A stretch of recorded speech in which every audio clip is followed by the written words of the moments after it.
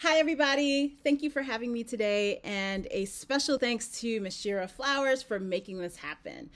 I really appreciate you allowing me a few minutes to be in community with you all as you delve into the important topics of equity, diversity, social justice, community, and more during your Equity Week. I have to say that I'm very, very impressed with the variety of offerings that you all have today and this whole week going on. So kudos to the entire team for putting it all together. I think that this is exactly the kind of thing that we need in our world today, what with the pandemic and having to live very different lives than what we're used to, but also the opportunities that this holds for us. The racial reckoning that continues to happen, the continued political strife that peppers our daily lives, and just, well, everything. It's been a really tough time, y'all, but I have a lot of hope that we will continue to move in the right direction. I hope you have a lot of hope as well. So as you already know, my name is Mirna Valerio, and I am also known as the Mirnovator. I'm a sponsored long-distance runner, author of the best-selling memoir, A Beautiful Work in Progress, a new skier, brand new skier, a newish cyclist, a former teacher of 18 years, a classically trained singer, a diversity, equity, and inclusion professional, a mom of a junior in high school who has just recently taken the SAT for the first time, and a National Geographic Adventurer of the Year for the year 2018. I didn't always do the things that I just listed. Actually, I would still be a high school teacher teaching AP Spanish and Spanish for honors had I not had this health scare in 2008.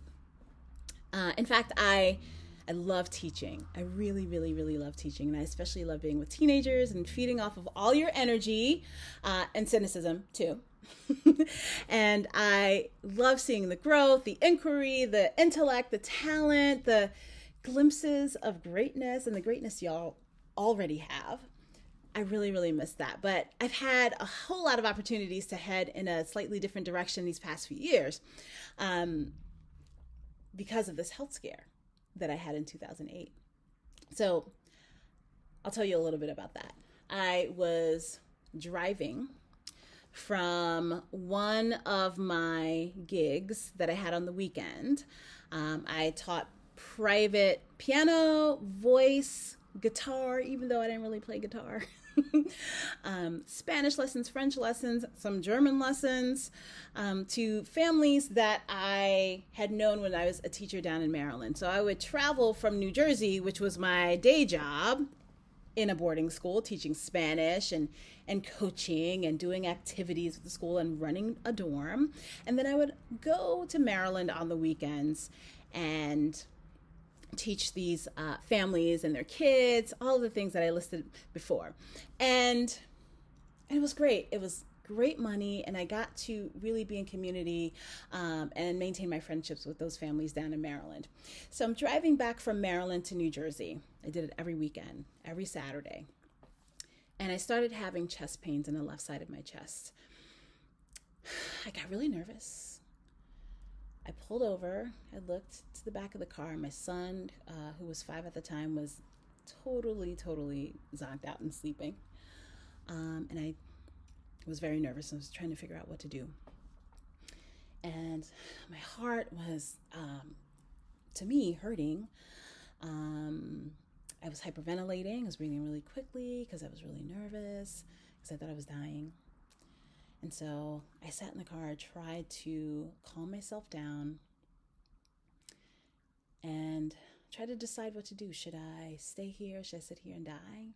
Should I call somebody that I know? Should I call 911? Should I get out of the car and flag somebody down? I ended up not doing any of those things. I should have called 911, but actually I was afraid of getting an ambulance bill, so I didn't do it. So I got back in the car and continued to drive. Don't ever do that. Don't ever have a medical emergency and not call 911. Don't do it. But I did that. I did a stupid thing. But I got home, called a friend who drove me to the hospital, and they triaged me immediately. kept me there for 8 hours because that's what they have to do when a person presents with chest pain. And they decided that I wasn't having a heart attack after all my tests were in, after all the poking and prodding was done. And so what they did tell me was that I was likely having a panic attack. And I said, that's not possible because Black people don't have panic attacks. And that was what I was really thinking when I was 35. And so what I did was tell the doctor this, and he said that I was basically an idiot for thinking that. But when I look back on my life at that point, I was having a panic attack. Of course I was. I was teaching on the weekends. I was teaching full-time at school. I was in grad school. I, had a very hectic and chaotic life at school because any boarding school is like that. My son was always sick, so I had to go back and forth to the doctor with him, which meant that I was always sick and I was always missing school. He was always missing school. My husband had a chaotic schedule as well. And so, so life was a bit crazy and I wasn't taking care of myself. But that was the wake-up call I needed, especially when I visited with a cardiologist afterwards to say, listen, you're going to die if you don't start taking care of yourself. That's what the cardiologist said. That's what I said to myself. And so after that visit, I got back on my treadmill. Now, my treadmill had been sitting in my office for a couple of months, and it had turned into a closet of sorts. My shoes were there, my belts were there, my clothes were hanging off the rails. And so I cleaned it off, and the very next day got back on the treadmill. That first day on the treadmill, after a 3.5-year hiatus, was very painful. It was physically painful because I hadn't run in about 4 years. It was mentally and spiritually painful because I had let myself get to a point where I couldn't run a mile anymore. But I knew that that was the place that I was starting at. I couldn't go back. All I could do was move forward. And so I did. The very next day, I got back on the treadmill. Didn't do much better. But I knew that if I kept doing it, I would get better. And running had always been the thing to bring me back to health and bring me back to not only physical health, but mental health and emotional health. It made me happy. Maybe not necessarily in the moment, but I never, ever felt bad after a run. I had been a runner since high school. Actually, I played varsity sports. I played field hockey and lacrosse. And I started running so that I could get better at those sports. And actually, after the first field hockey practice/tryouts in 1989, that's how old I am, and I was 13, you do the math, I was in so much pain, and that practice had been so hard, and we had to run a mile to warm up, a timed mile, and then 2.5 hours of practice and drills after that. I decided that I really wanted to stay on the team, and so I was going to have to learn how to run. So the next morning, I got up. I was all sore. I probably had bruises on myself, but I went for a run on the field hockey field, and that was it. It sold me into running. And every time I run now, I think of that time in high school when I was just learning how to run and learning how to be an athlete. And I have mostly positive memories from that. I had a great coach who encouraged us, no matter if we were experienced or inexperienced on the team, no matter if we were slow or fast. Her goal was to make sure that fitness was a lifestyle for us. And that's exactly what happened. And so yeah, I knew that running was the thing that would bring me back to health, and so that's what I did. I started running almost every day and adding things to my routine, like swimming and tennis and doing beach body videos and doing this thing called yoga booty ballet. You can figure out what that means. And Sean T's hip hop abs, where he would go like this. And you were doing hip hop, but also ab work. So I did that with a friend. I recruited my friend. We did 5Ks, we did 10Ks. I convinced her to do a half marathon. Actually, let me back it up. I bamboozled her into doing her first half marathon with me, which was my first. She was a good sport about it, and we continued just to run because it made us feel better. And so a colleague of mine said, "Hey, Mirna, why don't you try for a full marathon?" So I said, "That's a horrible idea. I don't want to do it." But then I signed up anyway and started training for my first full marathon, which was the Marine Corps Marathon in 2011. And while I was training for that, I started a blog called Fat Girl Running. And you might think that fat girl running is a bad term. I don't think it's a bad term. I was a fat girl who ran. I am still a fat woman who runs. And that is my identity. That's how I identify, right? I am a person who lives in a fat body. I am fat. And a lot of people think that's negative. Some people tried to tell me, "Oh, don't name your blog that. It's got such a bad connotation." But I want to change that narrative, right? I want to change the idea that people who live in bodies like mine don't belong in fitness or don't belong in a field of runners, because we all do, right? I love running. Running does so many things for me. And I want to bring that to other people. And I want other people to see that it is indeed possible for them.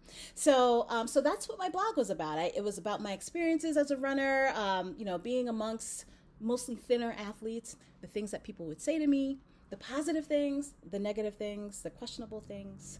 But that's what I did. And so a couple of years after that, I got a call from Wall Street Journal. "Hey, we love your blog." "What? You love my blog? Why are you reading my blog?" We love the idea that a person can be an athlete and really, really live a fitness lifestyle, even if they're fat. And even if they're not, even if their goal is not only to lose weight, right? I had lost all the weight that I was going to lose, right? And so I continued to work out and I continued to run and I continued to play tennis just because it was the thing that was for me. As I said, it made me feel better. I slept better. I prioritized my life better. I spent more time outside. I inspired and motivated other people to do that too, including my students. And all in all, it was a good thing for everybody. So that's what they wanted to talk about. So that article went live in February of 2015. And then a couple of weeks later, Runner's World, which is the largest running magazine in the world, they hit me up and said, "Hey, can we feature you?" And I'm like, I'm fat, right? Because I don't see fat people in Runner's World. And when you do see fat people, actually, it's a weight loss story. It's a before and after. And I am not a before and after. None of us are, right? We're all in progress, right? Just like in my book, we're all beautiful works in progress. And so that article went live in June of 2015, and my world shifted. My world changed so drastically. I had to get a publicist. I got requests from media outlets, requests for podcasts and other news channels. I got a book deal. I got to be on TV beyond the news. I got to be on the CW. I got sponsors. Companies asked me to align with them and to sign with them so that they could support me in my endeavors, and so that so they could bring other people from other communities, different from the ones that they traditionally served. One of the cool things I get to do is to travel all over and do really cool races. So one week I was on CNN twice, and then I was on the show Who Wants to Be a Millionaire. And that weekend, I was scheduled to be at a 12-hour race. That's right, I said 12 hours. Actually, the longest race was 24 hours, but I chose the shortest one, which was 12 hours, in Black Mountain, which is in North Carolina. And I was training for this race that I had been invited to, called the Trans Rockies. So at this 12-hour race, my goal was to do 31 miles. I wanted to not have to rush. And I also wanted to make sure that I got 31 miles in, because that was the plan. So the course was 5K, which is 3 miles, 3.1 miles. And so the plan was to do 10.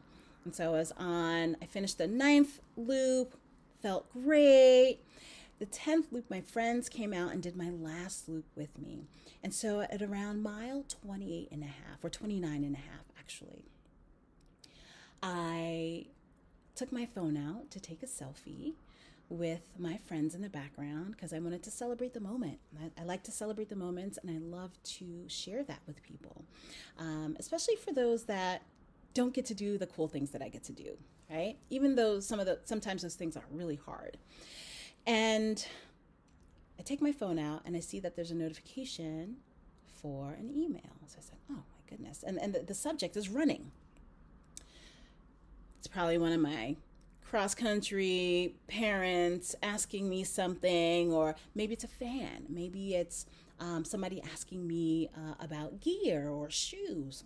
Fine. So I took my phone out and read it while I was doing this race. Not a good idea, right?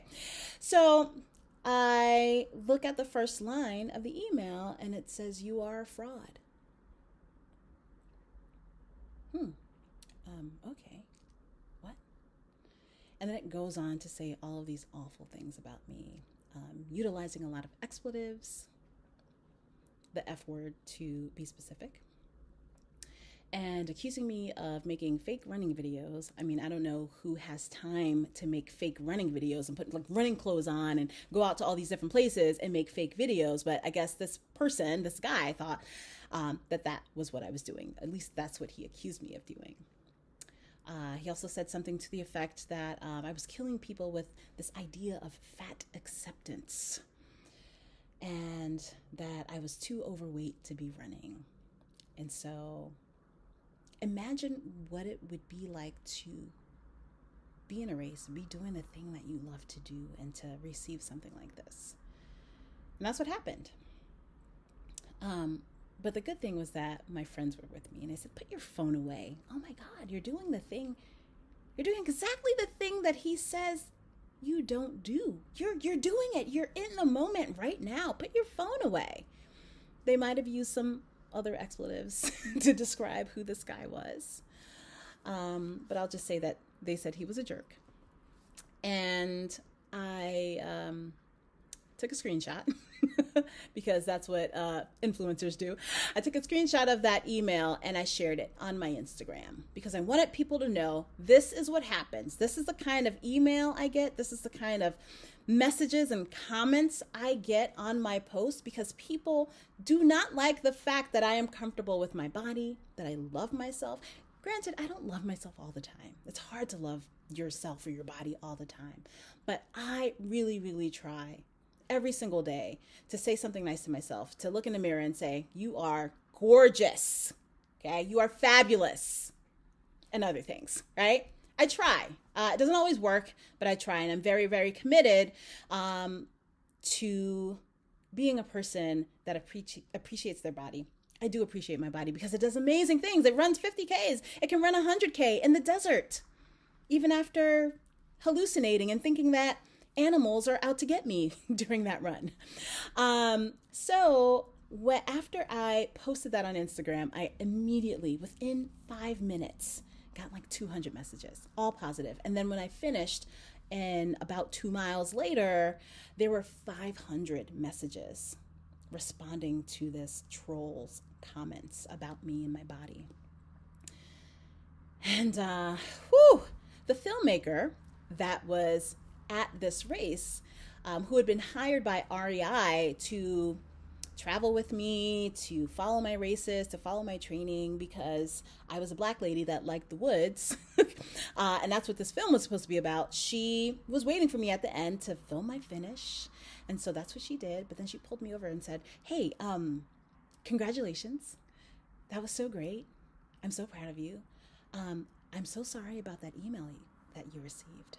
That's awful. That is so awful. If you at any point want to talk about it, let's do it. Let's show the world that this is what happens." And so a couple of weeks later, when she came back to Georgia and interviewed me, she pulls out a piece of paper with questions on it, and she says, "Pull out your phone." And I pulled out my phone, and she says, "Can you open up the email that guy sent to you?" And then it all came back to me. and sort of re-traumatized me, because it's traumatizing to receive something that vitriolic, right? When you're doing the thing that you love to do.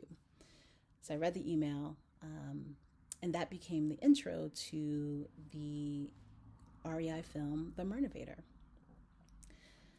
And that film, that whole experience of being trolled and then having a film come out after it, was very cathartic. It was cathartic because it was another thing that changed the direction of my life.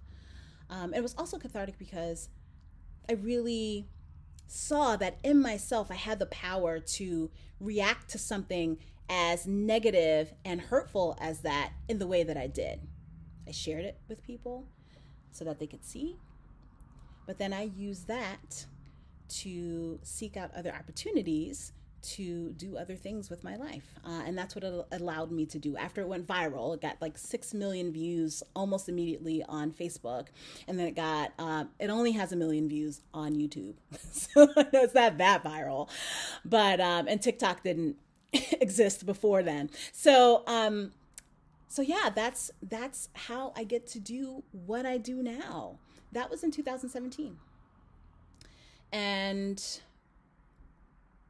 I decided a few months after that because I was getting so many requests from media, and honestly, I was making more money than I had ever made in my life, speaking and going to races and having sponsorships and doing all these incredible things, that I decided to leave teaching. And so this is what I do full time.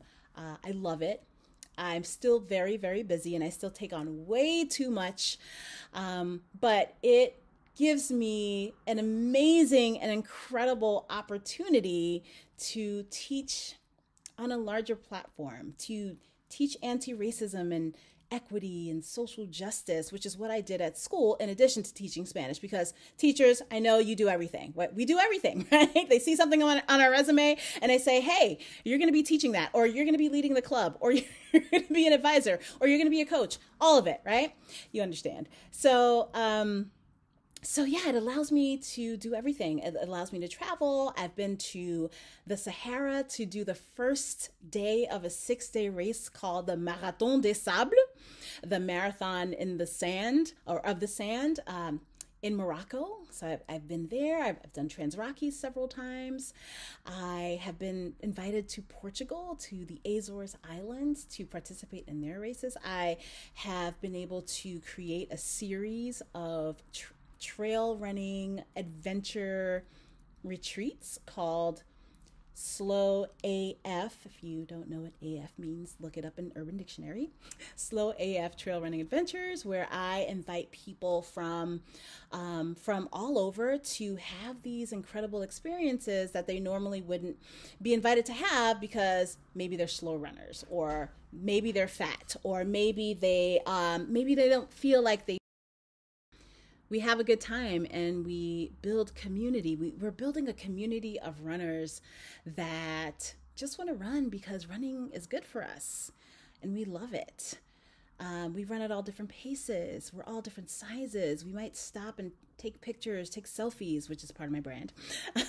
We might hike to the top of a mountain and do some mental and emotional work there. We create friendships. We run some more, and we really, really invite more and more people into this community of runners who run for the sake of running. And it's amazing. So I get to do all of this professionally. And I think all of this stems from everything that I have ever done, right? So I'm a performing artist. I did go to Juilliard pre-college and then to Oberlin Conservatory of Music. Shout out to Oberlin, Miss Flowers. And I am a performer, right? So even though I ended up not pursuing music after doing the whole audition circuit back in the 90s and the early 2000s, I still utilize all the skills that I learned as a singer. And frankly, just as an athlete in high school, right? The discipline, the practice, knowing that although practice might not make perfect, I know that's a saying, but continued practice and continued working on skills does bring you somewhere else, right? And I think those skills are transferable everywhere. So anytime I'm on the stage, I utilize my performing arts skills. When I had to audition to record my own book for Audible, I utilized my audition skills and my speaking skills and my acting skills, because those were all things that I learned in college and in high school. Yeah, I was a theater kid. Anytime I speak, I'm utilizing the skills that I learned in speech class, the impromptu skills, the marking up my speech skills. So really, anything that you do now is setting the stage for what you do in adulthood and beyond, right? You are learning about things that you don't want to do. I worked in corporate America for a couple of years. The money was great, but I didn't want to be around those people. I needed more creative outlets. So I became a music teacher, right? And it was awesome. And, and speaking of teaching, as I said earlier, I am teaching now. It may not be teaching Spanish.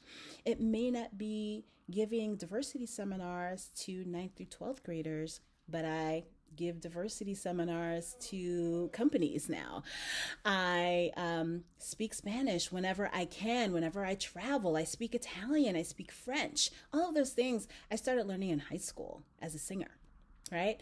So everything that you do now, even math is amazing, and I love math. You will either use that skill, you might use the material, but you will definitely use all of those skills in adulthood. I promise. I know that's the teacher part of me speaking, right? So I am so grateful for the life that I get to live. It's been challenging in some respects. I've definitely had my ups and downs, but it really is a gift. I get to do all the things that I love. I get to meet new people. I get to travel, even though traveling really wasn't a thing this year, but I have actually had to travel for work. And one of the most recent things that I did was to travel to Hawaii for a running photo and video shoot with the company that makes this jacket. And that company is Lululemon. I'm one of their newest running athletes, which is really, really cool. Like, I never would have thought that me, Fat Mirna from Brooklyn, who had never played a sport before high school, would be in the position that I'm in now. It's really cool. And I, again, am so incredibly grateful. And that's my story, y'all. So here are some of the questions that you all have for me, and I will answer them to the best of my ability. Some are easier than others. So the first question I have here is, when did I become interested in trail running, and when did I decide to do ultra distances? Very, very good questions. So I started trail running by mistake. It was, I believe, in 1999 or 2000 when I signed up for a 10K. And I had been doing this running clinic out of New York, out of the Hospital for Special Surgery. And that really got me into races. And so I signed up for everything that I could in the summers of 1999 and 2000. So yeah, it was 2000. So I crossed the street because this was in the Bronx, and the race happened to be in Van Cortlandt Park, and I lived right there. So I'm thinking it's a race up the streets and maybe around the park, but I did not know that it was actually a race that occurred on the cross-country trails, which were trails. I had always hiked. I've been a hiker for a long time, but I'd never seen anyone running on a trail. I didn't even know that the sport existed. So we started running around the park, not on the trails, but then we abruptly made a left turn into the wooded part of the park and started running on trails. And it was mind-blowing. I told you I like hiking, but this was something else. I was moving a little bit faster, not much faster because I'm a slow runner, a little bit faster, and getting to explore all of these parts of the park that I had never been in, even though I lived right across the street. And so about a mile and a half into the first loop, it was 2 loops of 3.1 miles, mile and a half in, I faceplant, tripped over a root. And I somehow popped right up and was a little bit stunned, but I kept running. And then on the second loop, it happened again in the very same place. I tripped over a root, face planted, and then popped up. And it was just so fun. I wasn't hurt. I was a little beat up. I had a bruise on my knee, but it was so fun. And that was the thing that hooked me onto trail running. And interestingly enough, I didn't do any trail running for the next 10 years until I started running regularly again when I was in New Jersey after that 2008 health scare. And my first trail run back was a 10-miler that I actually quit 5 miles in because I was so tired and I was so slow, and I hadn't eaten breakfast. Actually, I had eaten half of a stale apple cinnamon Larabar. You know what? If you're going to run 10 miles on trails, you should probably eat breakfast before then. And so I didn't, but it actually stoked my love for being out in the forest again. And after that, I started signing up for trail races and made sure that I had breakfast before each race. My first trail marathon was in 2012. I'd done a lot of volunteering for my friend's trail race series, which is the New Jersey Trail Series in New Jersey. And I would hand out water. I would fill people's bladders, the bladders that they put on their backs. I would hand out snacks. I would drive people who had been hallucinating in the middle of the night back to the start of the race so that they could get some rest. And I became really, really intrigued about this long distance thing on trails. I had already done a couple of road marathons, but my eyes were going elsewhere.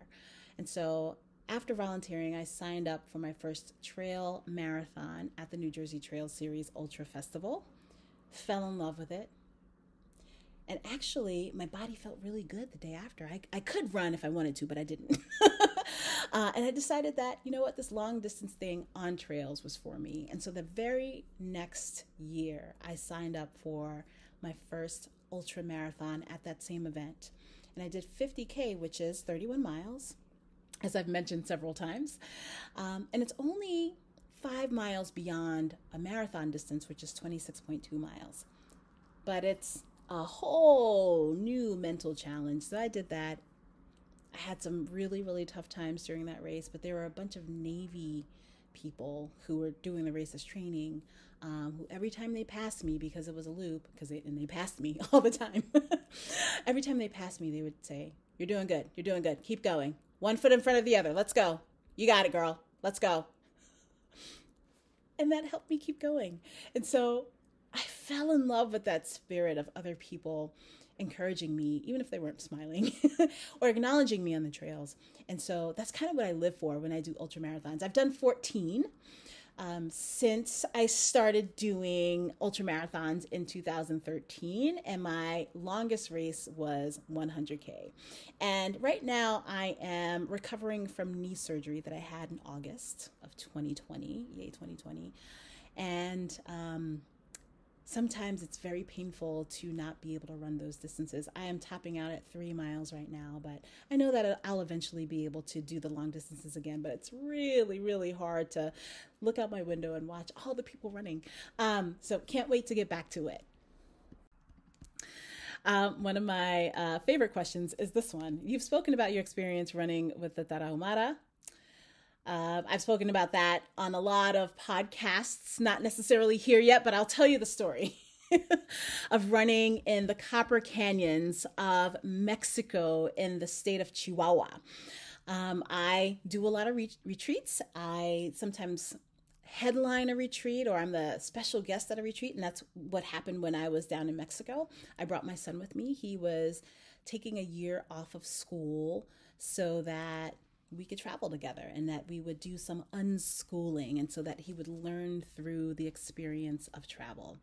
And so we were down in Mexico running trails, doing yoga and meditating. So fun, right? So just awesome. And on our third day in, we were at a lake. I don't remember what the name of the lake was, but it was a lake. And there was a trail that went halfway around the lake and then went into the woods, into the canyons. And my son, being the son that he is, he's very independent. He was 15 at the time. And we were all in different groups. I was at the end. I was actually injured, so I couldn't really run a whole lot. So I was doing a lot of hiking.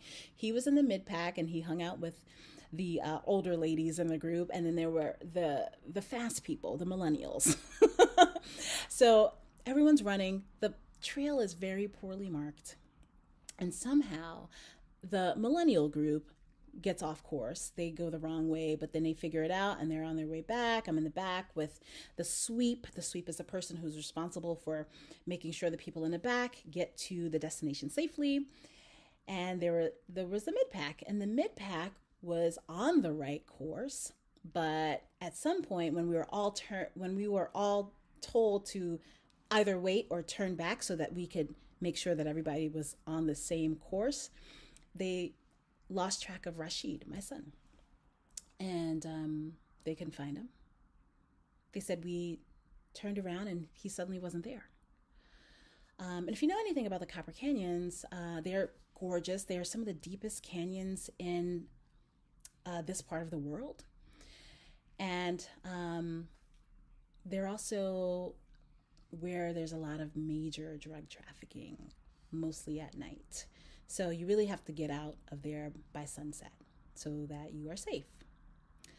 And so it was around 11 o'clock in the morning at this point, and everybody gets back. I hear over the walkie-talkie that in Spanish, and thank goodness I speak Spanish, I hear over the walkie-talkie, "Se perdió el chico." Se perdió el chico. That means that we lost the kid, or the kid got lost. And there was only one kid in this group, my kid. And I'm listening. I didn't freak out. I don't tend to freak out when others panic. I get to work and I said, "Oh, so se perdió el chico. We don't know where he is. The group said he disappeared."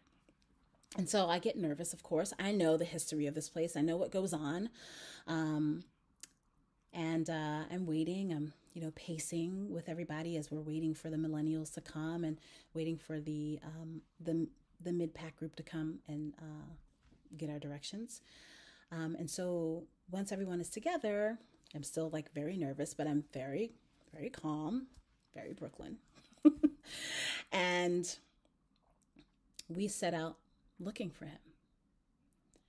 We obviously had to abandon all of our plans. And so, we sent one of the famous Tarahumara runners. And the Tarahumara, if you don't know who they are some of the best runners in the world. Their culture is running.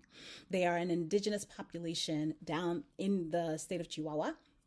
And they're known for running in sandals and running very long distances because that's how they live, right? And so we were hanging out with them. And so we sent one of the famous ones, Silvino, out looking for my son. "Hey, can you run a couple miles up this trail and come back and see if you see his tracks?" And so he didn't. He couldn't find him. So we're walking, continuing on our route so that we could get to town and do what we needed to do in order to find my son. And I'm getting increasingly nervous, but I'm still very calm on the outside. And Silvino says, "Hey, is this his footprint?" My son is 6'4". He was probably 6'2" at the time. And his feet are very large. They're size 14. And so we look down and there's this huge footprint in the trail. And I said, "Yeah." Oh my God, that's him. Obviously, you can tell that my son is home, and he doesn't like me talking about him, but I'm going to talk about him anyway. So we followed his footprints with the help of Silvino, who in his childhood and young adulthood had actually been someone who chased deer. They hunted deer on foot. And so he had this very, very specific skill that he used to help us eventually find Rashid, who had somehow gone way faster than everyone else, but was still on course. And had actually run beyond our meeting spot, but was still on the same trail. And so there was search and rescue. There were ATVs out looking for him, or gators. There were people on foot, people on bikes, and people on other small motorized vehicles looking for him. And they found him because big, tall, black kid in Mexico in an indigenous community filled with mostly shorter people. So we found him, or they found him, and it was a really, really glorious reunion. And then I yelled at him for, going ahead of everybody and not checking if there was anyone in front of him or behind him. And but I was very, very happy to have found him. And it was about 3 hours later that we did. So that is my Tarahumara story with my son. Hopefully nothing exciting like that happens again. But, there were lessons that came out of that. And the biggest lesson that I was able to kind of put together in my head was that he was all right. He had trail running skills. He was on my cross country team. He knew how to read blazes, even though there weren't a whole lot. He stayed on track. And he also used his intuition. At one point, we saw that his footprints were going off trail to another trail, but then you could see the footprints stop and turn around and come back and go right back on trail. And so my lesson to you all is that you're fine, right? We might make mistakes, but we do have the skills to self-correct, right? And that's exactly what my son did. I didn't let him out of my sight for the next couple of days. But I was very grateful that we found him. And here are the last two questions, which I'm going to answer together. What has been your experience of being in spaces that have been traditionally or still are predominated by white athletes? What do white people need to know about how to be allies to athletes of color? And the murder of Ahmaud Arbery has brought into public consciousness some awareness of what running while black means to many runners. What needs to change to make running safe for people of color? Whew. Those are two questions that I think about all the time. I'm a black woman. I'm a runner, and I find myself many times, actually most of my life, I have lived in and worked in predominantly white spaces. Even as someone who grew up in Brooklyn, I grew up in Bushwick, Brooklyn, and at the time it was mostly Italian families and white presenting Puerto Rican families. And we were one of two black families in the neighborhood, in the vicinity of our street. And so that has always been my experience. So I kind of always feel like an outsider, not just because I'm fat, but also because I'm black. And it's true in a lot of spaces, a lot of running spaces, and a lot of outdoor industry spaces, like trails and doing rock climbing and swimming. You don't see a whole lot of black people. And there are a bunch of reasons why this is. If you think about the history of our country and the history of, say, our national park system, it was built upon the erasure of indigenous peoples, and also upon this idea that land shouldn't be inhabited by people. Like our idea of like the great outdoors and of keeping land pristine and untouched by people actually meant that they had to get rid of people from those spaces. So that's how our national parks were created. Although John Muir did great things for the country in terms of preserving and conserving space, on the flip side, there were lots of atrocities occurring with removing people from land. And so there's that part of our history. And there's also the part of history where Black people simply weren't allowed or welcome legally. And, they say de facto and de jure. So by law and also just de facto. Because of the culture of the place. We weren't allowed to be in spaces. There were people who were killed who crossed some invisible line in water. Sometimes people poured acid into pools to get the Black people out. And so there are lots of spaces where we're not wanted, where we weren't wanted. And of course, that's illegal now, but it still remains in our culture. I'll tell you a story about how I was running on my own street in Georgia when I used to live in Georgia, on my own street. I had run, I think 14 of 16 miles. I had 2 more miles to go. And so I'm actually walking at this point. I have all my running gear on. Like, I couldn't look more like a runner. I had my Nathan backpack. I had my little running skirt and my running shoes and my running cap and my running sunglasses. I could not look more like a runner.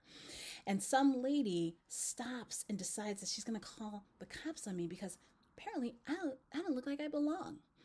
And so she calls the police on me, and 2 cop cars come, one from each direction, slowing down, clearly seeing that I am running, and then nodding at me, and I'm like, hi, smiling and all affable and everything, because I don't want to get shot or, get pulled over while I'm running.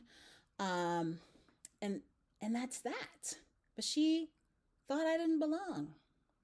And there are lots of times when Black people, and there's been a lot of research about this, being perceived as nuisances in spaces that are public. And so there's that going on. This is why Ahmaud Arbery was murdered, because people thought that he didn't belong where he was running, even though it was a public road. So it's scary. I think about my son who loves to run outside. I think about him all the time. And we're in a pretty progressive state that is not Georgia. But I still worry about him all the time, every single time he walks to school, he rides his bike, he goes for a run. It's a real thing that we have to worry about in every space that we enter.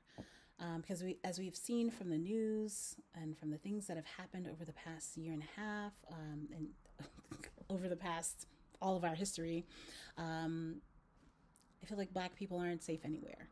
But slowly, we are gaining more knowledge about the fact that a lot of us have these implicit biases, that we have these automatic reactions when we see people who don't look like us.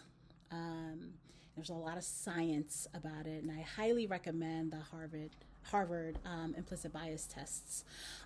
So you can see where we are